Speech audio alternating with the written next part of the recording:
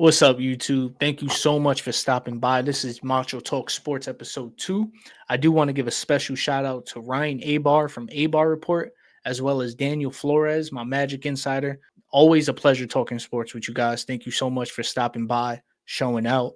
It was a hell of an episode, so stay tuned, and it's coming right now. What Macho talks sports now.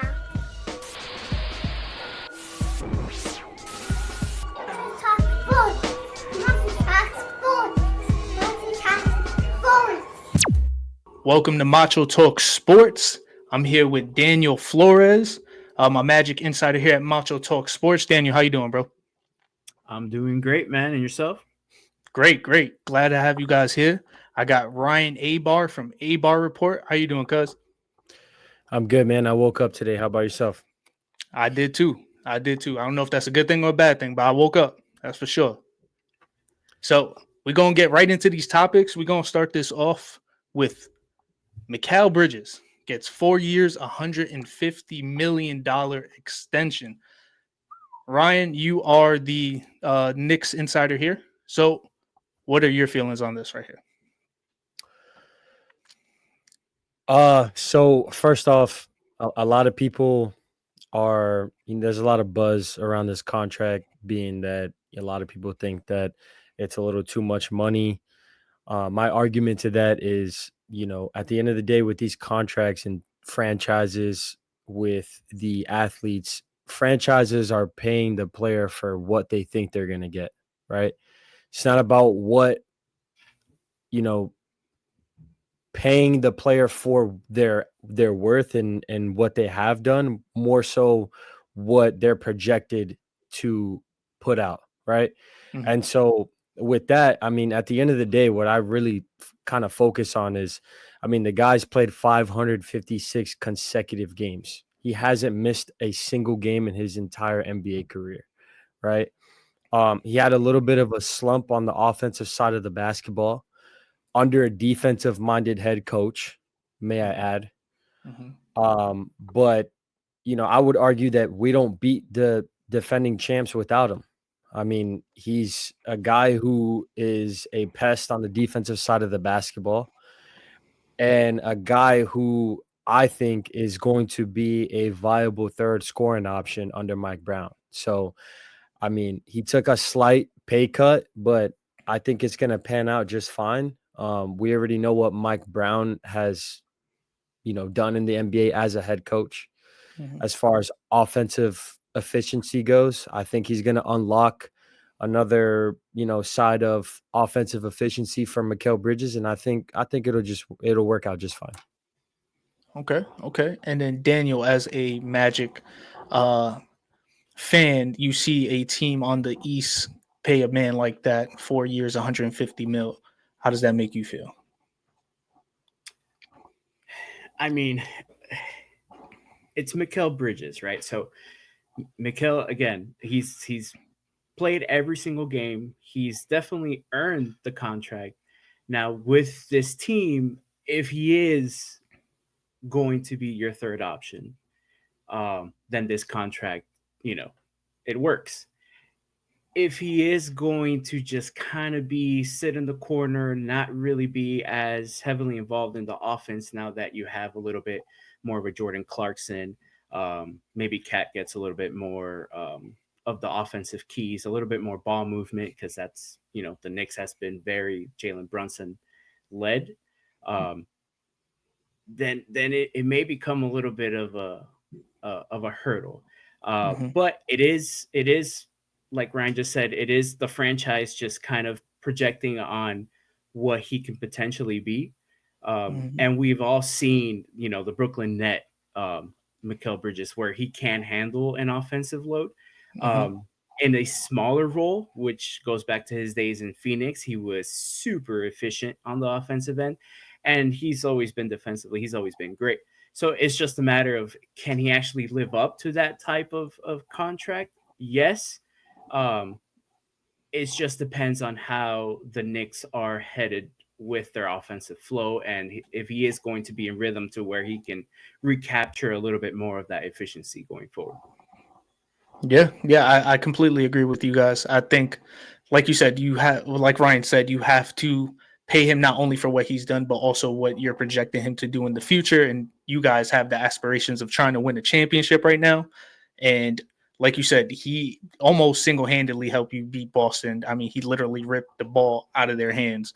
And Twice. Twice. Yeah. yeah, yeah. So I mean that alone shows like he's a very very vital piece. But when he does, to like what Flores says, when he does start becoming just a regular player where he's just kind of going into the corner for the threes and stuff like that, or just hoping the ball gets to him eventually, and he's not as involved in the offense, then this contract could look a little bloated. But given what you guys gave up for him, there's no other option. You have to pay this guy. You have to see it through. And I think ultimately it's going to work well. If it doesn't, you guys will be, I believe, in the second apron next year. So that's going to hinder the type of moves you can make. But then based on the other contracts, like after this year, I believe Cat only has one more year. You do have some movable contracts where you could kind of get your way out of it. But in order to do that, you're going to have to kind of blow up the team in a way. So hopefully that it doesn't get to that, but only time will tell. So I think we're all in agreement here that this was a well-deserved contract. Right. And before we move on, I just want to add Mhm. something too, because you brought up a great point. So there's 4 guys that are really heavy on the books on this payroll. It's Mhm. OG Anunoby, Mikal Bridges now, Karl Anthony Towns, obviously Jalen Brunson, right? And you brought up Karl Anthony Towns. And if things go south with this contract, right? Karl Anthony Towns is the one contract that we actually have an out in Mhm. the near future, right? And that Right. is it also just so happens to be, if I'm not mistaken, the heaviest Yes. Yes. contract annually. So Yeah. that is one contract that we can move, and Leon Rose has done an amazing job. So I'm not really Mhm. concerned. Ultimately, to me, what it really falls down on is how is Mike Brown gonna orchestrate everything? Yeah.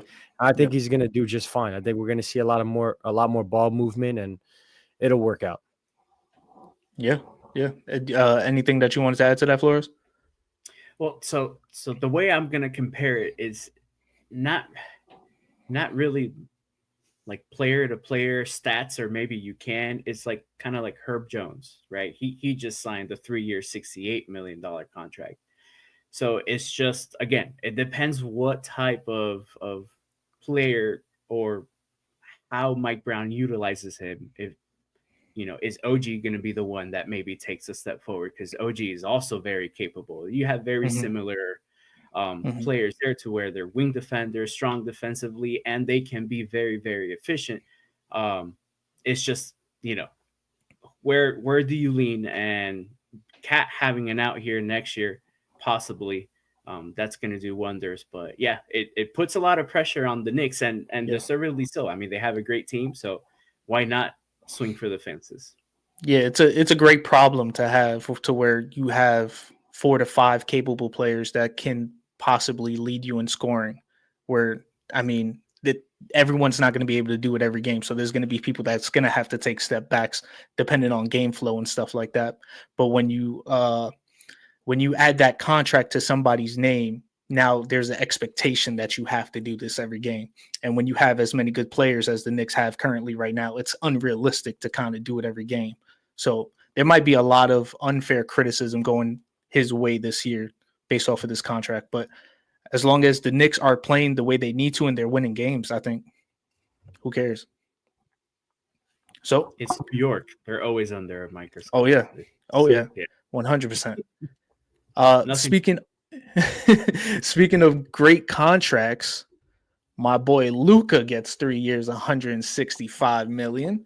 Um, I'm gonna just kick this off with it's well deserved. I think that there's a plan to build around him starting sometime. Even it's reportedly next year that they're gonna start the complete build around him, but it could potentially happen towards the trade deadline this year. But Luka is the franchise. He is the future, and he gets every dollar he deserves. Flores, I will kick this off to you. How do you feel about Luka getting this contract? Luka's Luka. That's not what I'm worried about with the Lakers. I'm worried about the other guy because I can hear all types of report. They can say all they want to say. It doesn't matter until big bad LeBron James decides to say, "Hey, I'm doing this, I'm doing that," and hey, I'm on the boat where he needs to go to the Lakers to succeed and move on and continue building around Ozempic Luka. So yeah, I'm not gonna believe anything until that part of the shoe drops. Okay, it's understandable. So yeah, but definitely well deserved for Luka, and you know, it's the Lakers. They were gifted, whatever. Let's next. Ryan, you see Luke again that 3-year, 165 million. How do you feel about that? First of all, I know what he wanted to say. What he was really trying to say was the Lakers conspiracy is real. Yes, The NBA just gave Luka or gave the Lakers Luka, and I'm not a conspiracy theorist, but anyways, It's not a conspiracy. It's because that one's not a conspiracy. Yeah, it's not a conspiracy. Once Cooper landed in Dallas, the conspiracy part was over. Yeah, that was it. Yeah, but till LeBron lands on the Mavs, then it's complete. Yo, that better not happen. Ryan? But yeah, man, I think it is. I agree. It's well deserved.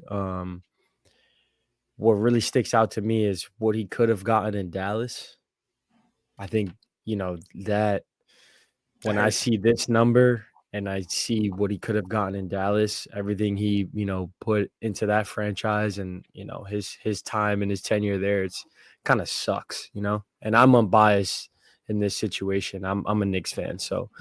But I mean, outside of that, I mean, he's in a cornerstone franchise of the NBA, the Los Angeles Lakers, right? And so, future's bright. I think with a name like that in the near future, it's going to be a very, very attractive destination, and it should be exciting for Lakers fans, right?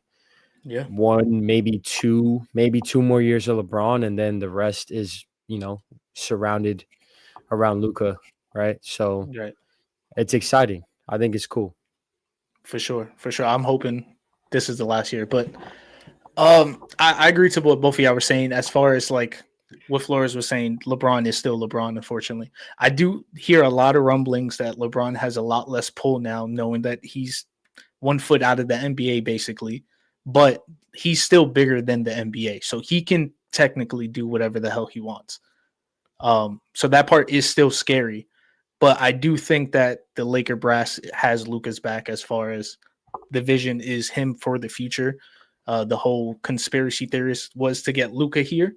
They got him here for a reason. They're trying to build around him, and he is going to be the most important voice in that organization, hopefully.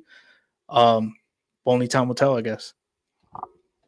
So I did want to bring up, there is a lot of drama going on right now in Golden State with the Warriors and Kuminga. A lot of it is based out of this new salary cap, the first apron, second apron, everyone trying to not be repeat offenders unless they're going to actually go for a championship. Kuminga wants his money. I think he's deserved a good contract. I don't think the Warriors are willing to give it to him, obviously, as he's still unsigned. So I wanted to start off with Ryan. Ryan, how do you feel about this whole Warriors Kuminga drama, but also just maybe you can even open it up to just salary caps in general and how the NBA is kind of moving around these new extensions and stuff like that and being careful with who they pay? I think so. As far as salary caps and franchises go, I think it's very relatable across all sports, right? With the Micah Parsons and the Dallas Cowboys and the Terry McLaurin and the Washington Commanders. I think right now for Jonathan Kuminga and the Warriors specifically, to me, at the end of the day, it just boils down to the NBA just being a business, like flat out. It's a business. I think as a player in that situation, I don't think Jonathan Kuminga fits with the Warriors. I think he is deserving of his money. He's a really good talent, but he's the kind of guy who he wants his touches. He wants his shots. And because the NBA is such a business, I am a firm believer on – this is going to sound crazy. It might sound like a little bit of a reach, but I think Steve Kerr at times will play him less so that he might have to take a little bit of a dump on his worth, right? Like one of those kinds of situations where like he could play Jonathan Kuminga, but the more he plays him, the more the Warriors have to pay him. Right? His stats are looking a little too good. We don't want to inflate that even more. Let's let him sit down a little bit. Exactly. Okay. I wouldn't be surprised if that's the case. I mean, I've known that people have done that. Coaches have done that in the past. I don't watch enough Warrior games to say whether they're doing that specifically with Kuminga, but I could see the situation to where they want to keep him because they know he's a good player, but they're in no shape to pay him what he wants right now. And he's not on a team where he can show and prove that he's worth it. So I do like that. And then Flores, what do you think about the Warriors Kuminga drama and just salary caps in general in this NBA right now? With the salary cap in general, it's just they're gonna have to navigate on who's actually like worth keeping around, and with Steph Curry getting a little older and that whole core that's there still, will Jonathan Kuminga be a part of a championship run? And to me, no. I'm not gonna sit here and say he doesn't deserve the money, but to this point, he doesn't deserve that type of contract. Now, a lot can be said is that, yeah, Steve Kerr just hasn't played him. He hasn't really given him any consistency, any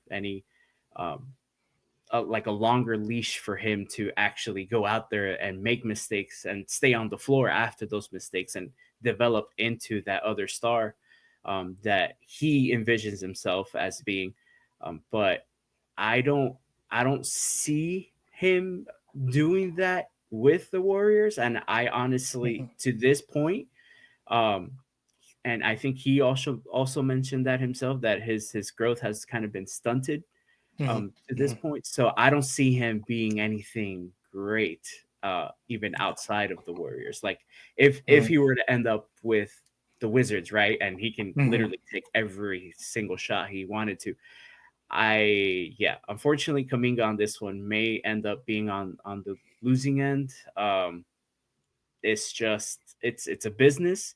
The Warriors are looking to add another championship and add a player that they can actually go on a deep run with. So, yeah, Kuminga is out of luck, honestly, on this one. So you bring up a good point, and it leads to a good question. Do you guys see, and Flores, I'll let you answer first. Do you see Kuminga finishing the year on the Warriors, or do you see him on a new team by the trade deadline? I think he'll be on a new team. What that team will be, I don't know. I've heard that the Kings have kind of floated around exactly, what that deal will look like. Maybe a Malik Monk is another name that's kind of been tossed around. But there he's going to be competing with Levine and DeRozan for shots as well. It's not going to be that ideal. great of a situation for him as well. He's just at this point he probably just wants out, and I don't blame him. It's just kind of out of luck. Yeah, and then Ryan, do you see Kuminga finishing the year on the Warriors, or do you see him on a new team? No, I definitely see him on a new team, but I think it's tough, right? Because if the Warriors are going to be looking to move him, right, they got to play him, right? They're going to have to play him to get their best offer, right? In other words, they're going to have to showcase him to get the best offer in return, right? So it's going to be tricky. It's going to be tricky. But I mean, I don't see why the guy didn't play at all in the Rockets series in the playoffs. He just didn't. Like, it's not like the guy's not capable. So again, it's a business, right?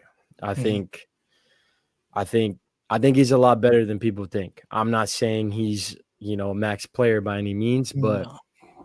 to answer your question though, no, I don't see him finishing the year with the Warriors, but it is going to be tricky because they're going to have to showcase him in order to get the best offer in return. So we'll see what happens.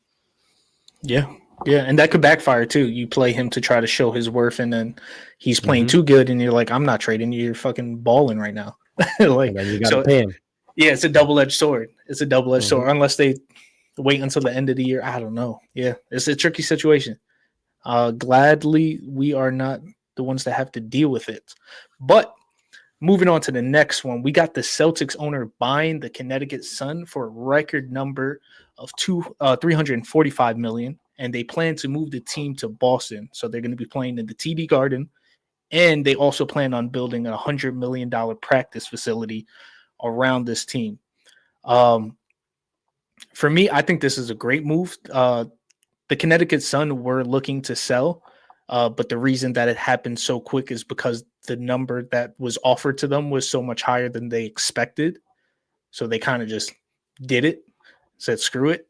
I think this brings up the value of the WNBA as a total entity.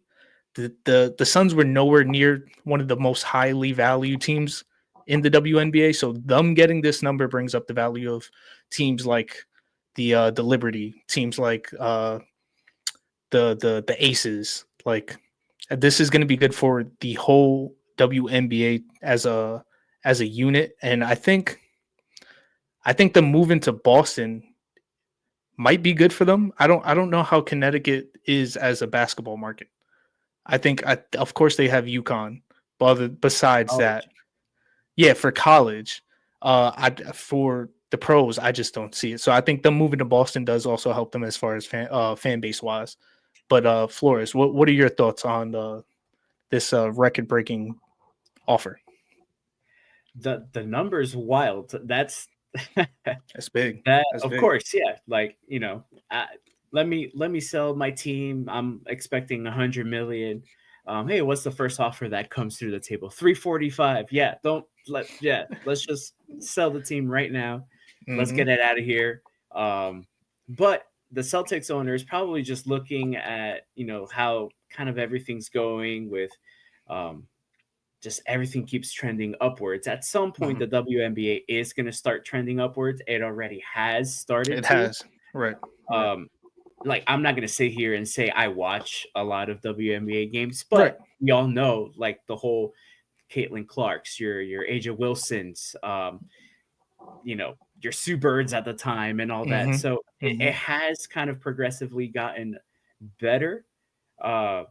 And he's probably just thinking, hey, if I raise the value on my team, if I buy this team at this value, it's going to help or kind of kick off the rest of the league. Like you're saying, just kick the value up on every single other team. And then that kind of just starts snowballing into Mm-hmm. what may be. Right. Now, the product on the floor to what they're actually worth, that's a whole separate conversation that Right. we're not going to get into. But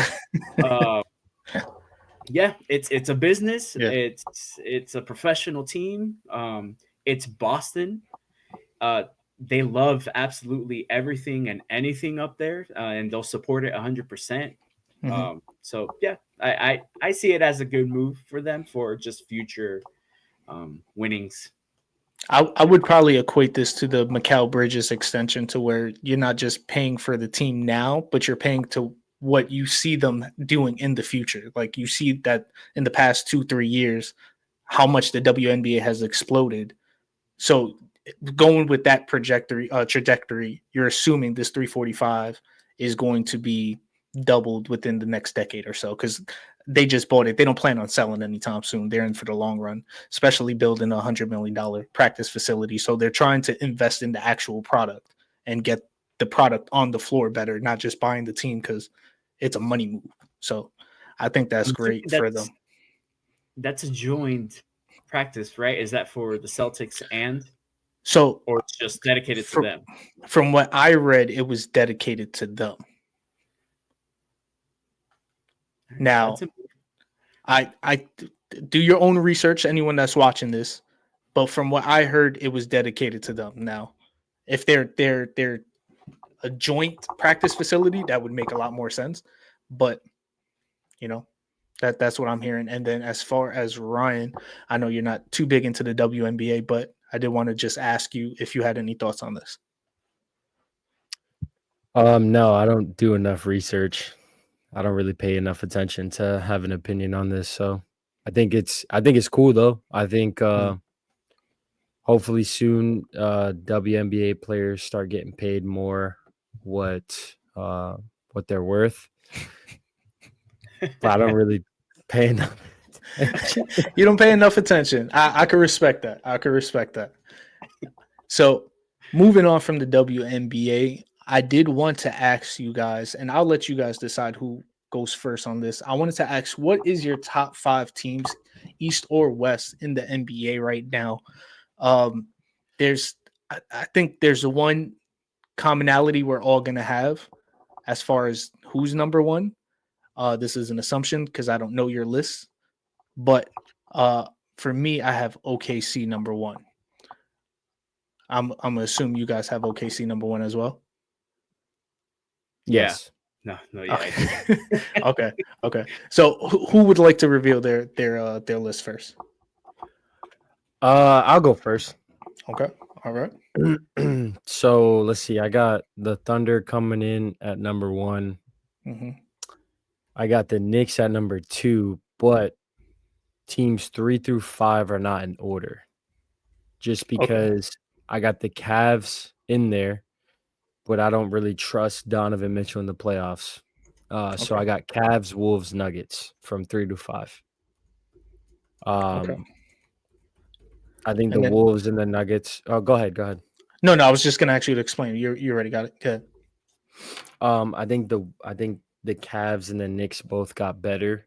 My argument between the two would be, obviously we know where the Cavs finished in the Eastern Conference and in the NBA, but obviously the Knicks got further. They beat the defending champs, so I got the Knicks at number 2.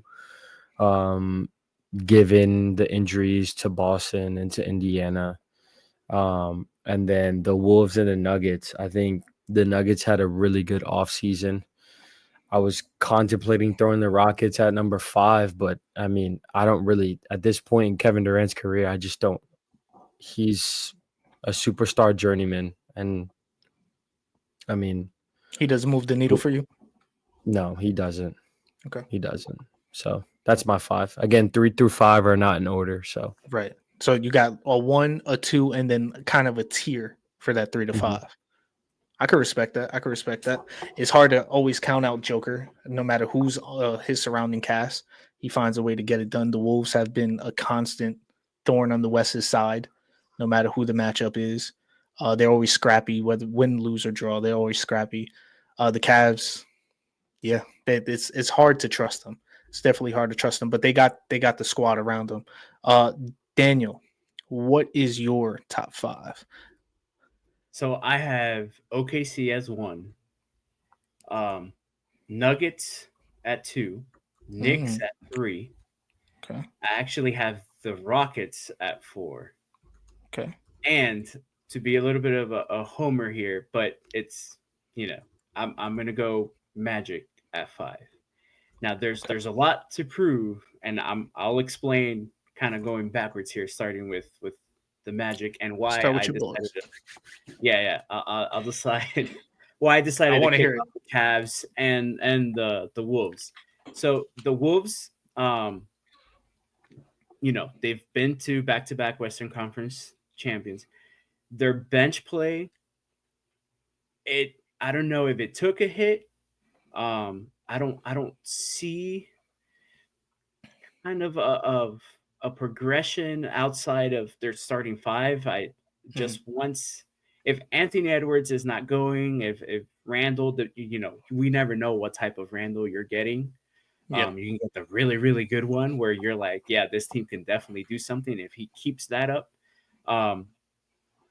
And then there's a little bit of a drop off when it comes to bench play after that.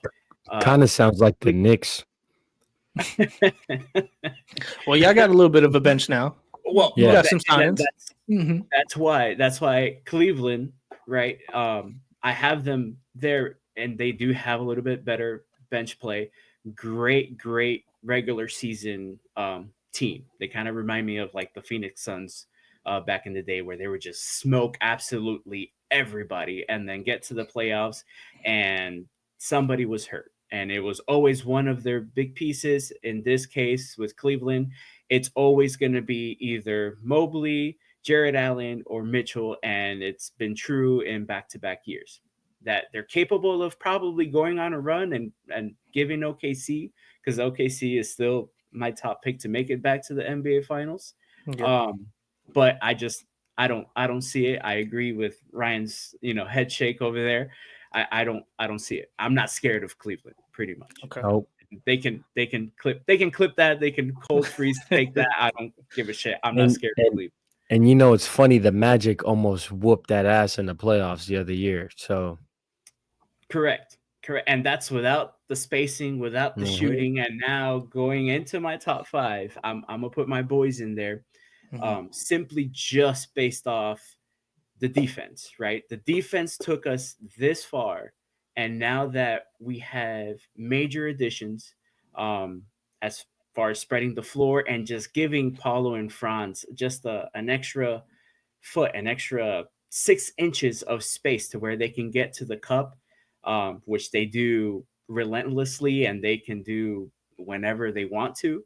Um, it's going to play now. It's a little delusion here. We haven't talked about championship aspirations here in Orlando since you know 2011. So that's why the excitement. That's why we're just talking straight out of our heart. And hell, Yep. we might get hurt, but we don't care. We're finally in the conversation. So let's be a little delusional. Why the hell not? So the Respect it. Rockets, right? Rockets, yes, they had a pretty bad loss against the Golden State Warriors, and they looked inexperienced. They look young. But adding a KD, yes, he's a travel superstar at Journeyman. the moment. Yeah, journeyman. Yeah, superstar at the moment. But their bench is decent. Their starting five is decent. They can probably put it all together. I don't think they'll get past even the Nuggets. But you never know. If you have KD, you have a chance. And they do play defense, and they're pretty good. And defense is what carries you in the playoffs. So the Knicks, major additions, and I spoke about this before. Now that the bench is a little bit more in use, especially now, uh, with a new head coach and the new direction that they're taking. It's not going to be so much Jalen Brunson. You just have to stop Jalen Brunson, and that was almost impossible. Now you're going to have the option of all these other movements. You're going to have Jordan Clarkson. The Knicks are going to be a problem. I am not going to sit here and say like I'm scared of the Knicks, but I am scared of the Knicks simply because they've been there. They've gone through the progression of lose a tough series in the first round, second round, and then go and they beat Boston, which was a massive step Beat them last down. year. And yeah, exactly. Now this year they're pushing all the ships in, and let's see where that kind of takes them. So um, the East is fun. Again, my team's in the East, so the East is just going to be fun, and it's going to be a lot of shit talking, but that's going to be great. The Nuggets, as long as you have, to me, the best player in the world in Nikola Jokic, you're always going to have a chance. They took the Thunder in 7 games with all their issues, because they did have major issues. Took them to 7. Actually had a shot of probably knocking them out. Um, and turning Michael Porter Jr. into, what is it, 4 or 5 players that can put the ball on the floor, that can space the floor. It just gives you multiple angles on offense and give you defensive effort. The Nuggets would be, top 2. And then OKC is just, they just The won it. Kings.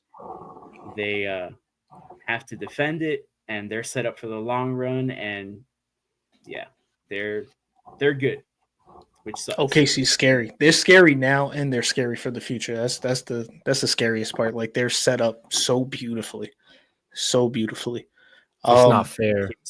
It's not. It's almost not. They're playing 2K on rookie mode. It's They crazy. know how to draft. That's the crazy part. Because even with the salary cap implications that they're going to be in, having their big three locked up for big money, they know how to draft these players that come in and they're impactful. So yeah, they're definitely set up for the long haul. That's for sure. That's for sure. So going into my list, I also have OKC number 1. I have the Knicks number 2, the Cavs number 3, the Rockets number 4, and the T-Wolves number 5. Now, I was debating between the T-Wolves and the Nuggets. The reason that I went with the T-Wolves is I do like some of the moves that the Nuggets made. Something tells me the fall off is coming. I think a big part of their championship run was Mike Malone. I think the new coach was kind of bailed out by Joker a lot. Joker's just one of those unguardable players. He can run an offense all by himself. He is similar to LeBron, where he's just a coach on the court. He makes everyone around him better. As much as I hate to admit that about LeBron, he makes people around him better as well. So I do see a fall off, and I do see that he's probably not as committed to basketball as he is with other things. And I do think that plays a factor, like him having to have that weight on his shoulders 24/7 and have to just be accountable for everybody. I could see that weighing on him, especially if he's not in it for the love of the game. So that gives me the T-Wolves at number 5.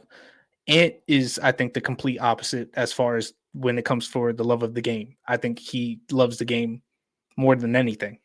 And he is determined to get better every year. And I don't think he's someone that has a problem with keeping his teammates accountable, almost to a fault, to where he kind of just like little bros them all the time. It's kind of hard to watch sometimes, but he wants it. He wants it. And I can respect that as a player. You need to have that mentality of, we can beat anybody and I'm the best on the floor. And he has that. So I think the things that you brought up, Daniel, with the T-Wolves, as far as like the biggest question mark is going to be their bench. They're not a very deep team. And then Julius Randle. Which Julius Randle are you going to get? He plays too big of a role on that team to be too inconsistent. So if he keeps bringing that inconsistency, then they could definitely crumble. But as of right now, I'm going to put them as number 5. Number 4 is going to be the Rockets. For me, KD was a needle mover. Not a huge needle mover, because the Rockets were already a top 3 team on the West without him. I think in giving up Jalen Green, KD could do everything Jalen Green could do and then some. So that right there is going to be a plus. And then they got the coach in place. That's going to keep them prepared for every series. That's going to make sure that everyone's being held accountable. And then you bring KD, who has the experience as well. I think that's going to be a nice formula for them. The Cavs, I almost put them at number 2, but they're soft in the playoffs. I have to deduct them for that. I think regular season, they're going to go off. They might be the best team in the East regular season, but there's just something about them when a team gets to lock in for a series. It's like, even if the Cavs are healthy, they just don't play the same way. I don't know what it is about them, if they're just catching people off guard during the regular season, but once they get locked in onto a series, they're a completely different team. So until they can prove that, I can't put them higher than 3. The Knicks, number 2. I think the Knicks, out of OKC, has the best starting 5 of all of the NBA. I think them adding bench, which they didn't have last year, which was their biggest Achilles heel, bringing in Jordan Clarkson, bringing in the Yabusele, who's another big body that you can put in as the center position to try to keep Cat off of the 5, because defensively he's a mismatch, and then also keep Uh, not Mikal Bridges, Mitchell Robinson. Keep Mitchell Robinson healthy. Try to keep him off the floor as much as possible. You want him on the floor, but you also don't want to wear the tires too thin. The biggest thing that was giving me pause was the fact that it was a coaching change. I do like Mike Brown as a coach, but that is also a big move. That's not something that you can just gel right away. That's going to take time. So that's going to be something that you're going to have to see that progression happen from the opening day until you guys get to the playoffs, which should be easy. But then just seeing how everything gels, see how everybody responds to the type of coach that Mike Brown is, which is going to be different from how Thibodeau was. And that gave me a little pause in putting them at number 2, but the roster is too good to ignore.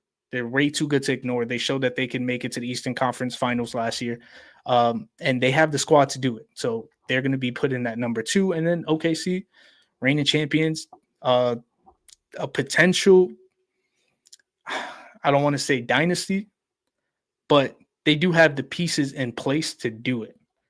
So until they do it, I won't call it that, but they're on that trajectory. They have the pieces to where they can contend with their current roster, or if they decided to, they can make a move and get a superstar. They got the cap room flexibility and the picks to do it. So at any moment they can reload, and that's scary. That's completely scary. Plus, Shai is a cheater. So OKC at number 1. You guys have any thoughts on each other's list that you want to bring up? Something y'all want to shit on my list? I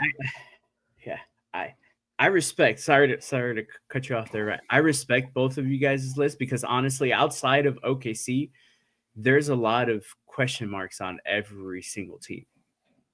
So and OKC, you know, the continuity there is going to be huge for them, but yeah, everybody else is kind of like, well, let's see. Massive question mark. Let's see. Right. So, right. Yeah, that's where I'm at. I mean, I think we're in the same playing field outside of the Rockets. I just, yeah, basically. I don't know. When like Kevin Durant for me is like, I hate to say it, I think he's a little overrated. Everywhere he's been, I mean, I don't know if whatchamacallit, I can't say that KD is overrated, but I will say that he should be held at a higher regard than he is. He hasn't had the greatest movement. There's been some bad, like when he went to the Nets. I don't put that all on KD. What happened there? There was a lot of moving pieces. There was a lot of things going wrong with whether that be the coach, whether that be let me take him off real quick. Whether that be the coach, whether that be Kyrie with the whole vaccine thing, whether that be James Harden wanting out, like there was a lot of things going on. So it's hard for me to put that on him. And then with the Suns, I think them giving that deal to Bradley, like getting Bradley Beal, just kind of ruined everything. That was too much of a cap hold for them for basically a zero. So, KD to me is like one of the greatest players to not have a leadership mentality. Like he is Hall of Famer, you know, he is as efficient as they come. He is skilled like no other, probably one of like the most skilled 7-footers we've ever seen. Silky smooth. But he lacks that leadership trait to where he's okay with leading the team as far as on the court, but as far as actually, you know, holding guys accountable and putting them off to the side and be like, hey, this is what we got to do. That's not KD. He always had somebody next to him in either OKC when he did well. In Golden State, obviously, we all know it's Draymond. And then with Phoenix, Devin Booker also seems like the type to where it's kind of let's just play ball and kind of go from there. With the Nets, that was the whole world was a mess. And then, you know, with Kyrie also kind of doing that, then they hired Steve Nash as a coach. Yeah, it was a lot of weird movements. That was just weird. And then James Harden's another one to where He should have just picked the Knicks. Put your mic down.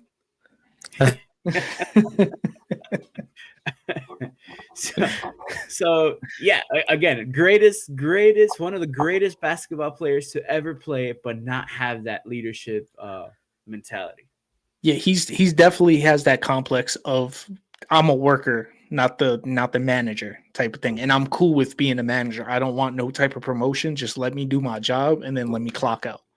And I don't know if I could put that completely against him. I mean, if that's his mentality, that's his mentality. But it's hard to not notice that mentality is hindering him on his teams that he's going to and stuff like that, where he can choose to be more vocal, where it's going to benefit the people around him, but he doesn't care enough, I guess, for whatever reason. It's hurting his legacy. I mean, it hurt his legacy, obviously, when he moved over to Golden State.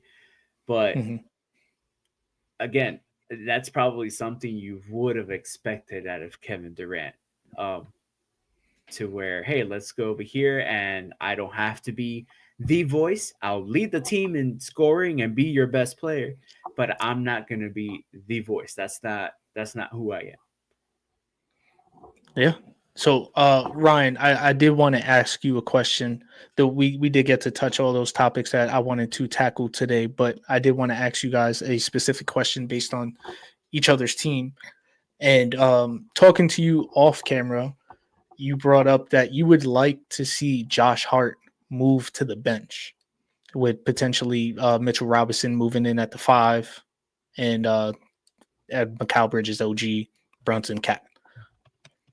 Do you see that happening for the whole season, or would you prefer that be a matchup-based decision? I think for the regular season, it should be a matchup-based decision come playoff time.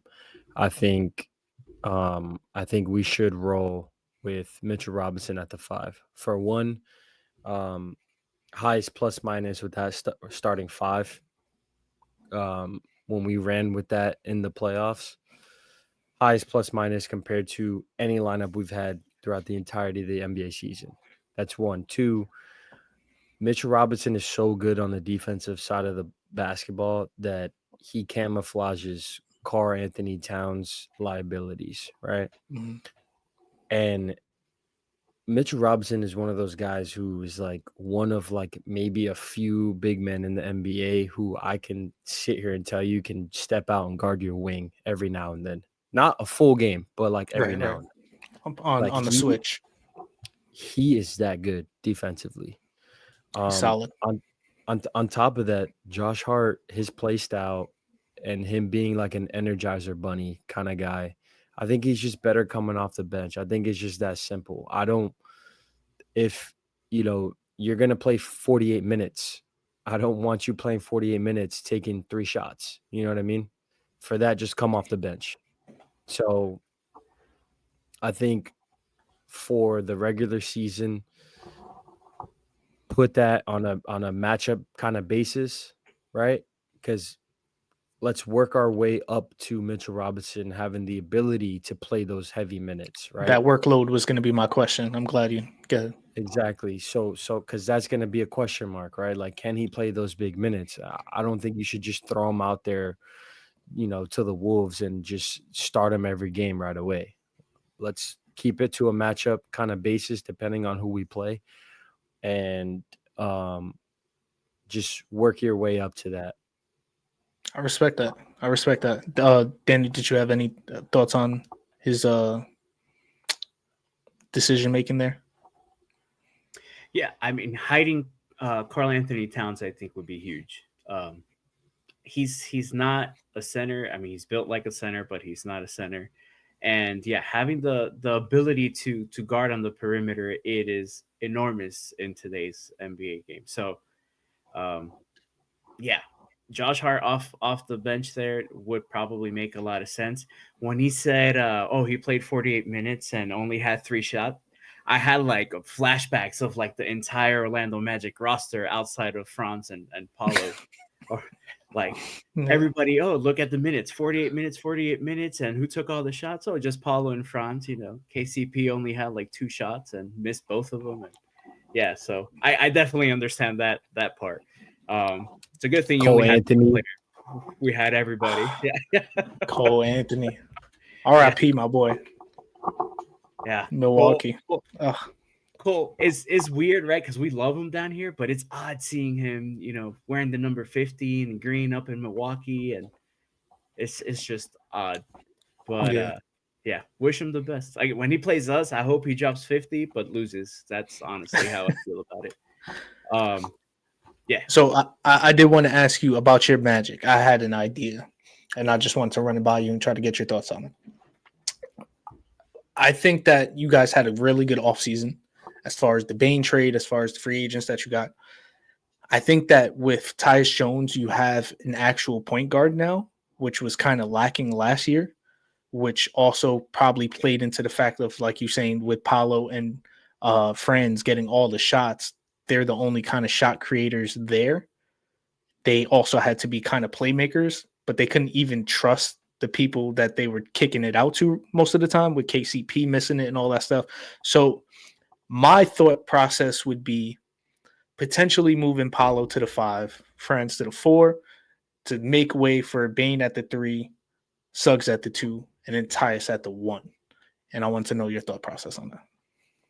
So Paulo playing the 5 is not new to him. It was new to him when Steve Kerr brought him on to the FIBA World Cup for Team USA. He did play primarily the 5.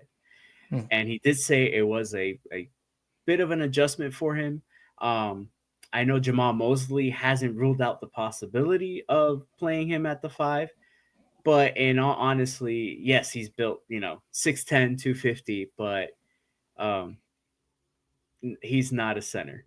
He's just not. His game is not built to play center. His defensive instincts aren't built to be to play center. As far as the playmaking ability of Tyus Jones and bringing him in, because that's technically the ultimate goal of your thought process. Having God Shamgod added to this staff is going to help Jalen Suggs with his handle and hopefully his point guard abilities, because that's what Shamgod's actually known for. Right. So with that also said, our offense still runs through Franz and Paulo. So they're probably still going to be the hubs. They're probably still going to be staggered. Now it's just who else can help them when things get tough. They've done it. Again, no spacing. They were able to do it. They were great at it in the playoffs. Somehow they both elevated their game. But now it's just adjusting to see how the rotation kind of plays out, who plays who plays where. Paulo at the center position is not ideal defensively. Wendell is our center at the moment, and yes, there's a lot of question marks when it comes to Wendell, but the good thing about him, he can switch out and guard perimeter players a lot better than what he's given credit for, and a lot better than what Paulo does to kind of keep him in front. Wendell's actually kind of better at that. Not the greatest, and that's probably the next upgrade here in the next that center position. But, yeah, correct. But yeah, no, I don't see that happening, and maybe a possession or two, but yeah, but not like as a starting lineup type of deal.